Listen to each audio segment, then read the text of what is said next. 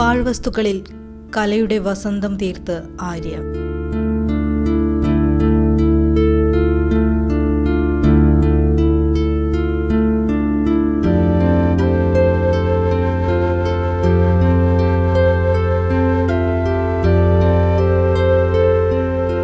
പാഴ്വസ്തുക്കളെ തൻ്റെ കലാപൂർത്തീകരണത്തിൻ്റെ മാധ്യമമായി സ്വീകരിച്ച പരപ്പനങ്ങാടി സ്വദേശിനിയായ ആര്യയെയാണ് മലബാറി ന്യൂസ് ഇന്ന് നിങ്ങൾക്ക് പരിചയപ്പെടുത്തുന്നത്.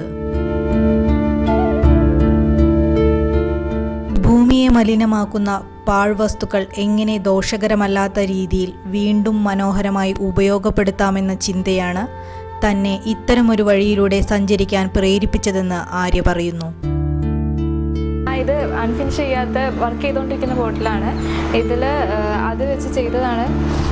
ഇത് ഇപ്പോൾ നമ്മൾ വലിച്ചെറിഞ്ഞിട്ട് അവിടെ ഇവിടെ ഇട്ടിട്ട് പ്രകൃതിക്കും എല്ലാവർക്കും ദോഷം തന്നെയാണ്, മണ്ണിനും ചെടിക്കൊക്കെ. കത്തിക്കുമ്പോഴാണെങ്കിൽ ആ ഒരു സ്മെല്ലും അതൊക്കെ വെച്ചിട്ട് അതും ദോഷമാണ്. അത് അതേപോലെ ചെയ്തതാണ് ഇതൊക്കെ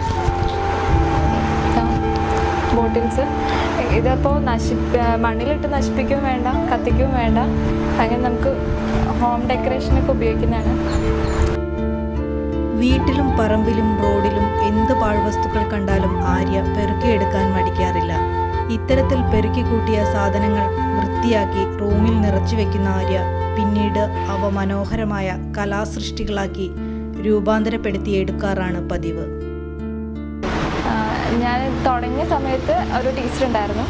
ആ ടീച്ചർ മരിച്ചുപോയി. അപ്പോൾ ടീച്ചർ ഇങ്ങനെ എല്ലാവർക്കും ചെയ്യും ഒരുപാട് കാര്യങ്ങൾ. അപ്പം ഞാൻ ഓരോ വർഷം ഓരോന്നിനാണ് എന്നെ ചെയ്തിരുന്നത്.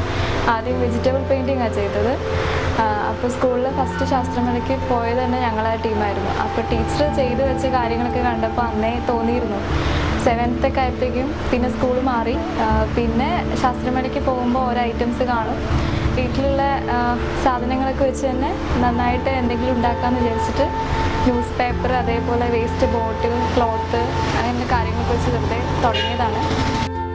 സംസ്ഥാന തലത്തിൽ വരെ നിരവധി സമ്മാനങ്ങൾ നേടിയ ആര്യ ഇപ്പോൾ ഡിഗ്രി പഠനം കഴിഞ്ഞതോടെ തൻ്റെ ഈ ആഗ്രഹം വിപുലമാക്കാനുള്ള ഒരുക്കത്തിലാണ്.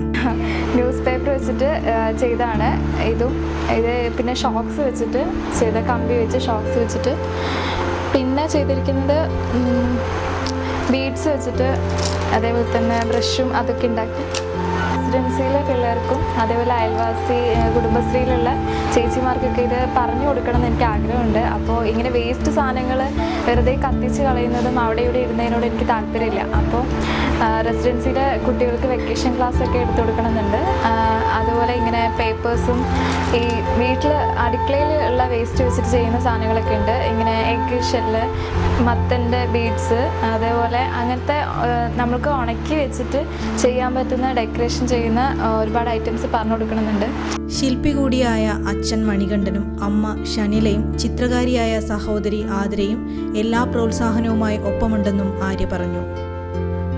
ഇതിനെല്ലാം പുറമെ നല്ലൊരു ചിത്രകാരി കൂടിയാണ് ആര്യ. മ്യൂറൽ പെയിൻറ്റിംഗ് കൂടുതൽ പഠിക്കാനാണ് ആര്യയ്ക്കിഷ്ടം.